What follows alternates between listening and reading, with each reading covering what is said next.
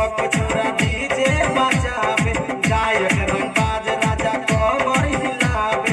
Writer दीपक छोरा DJ बजावे, गायक रंगबाज राजा कमर हिलावे। देख देख का छौरा समाजा मारै छौ, देख देख का छौरा समाजा मारै छौ। डीजे पर छौरी सब हमर हिलाबै छै, डीजे पर छौरी सब हमर हिलाबै छै।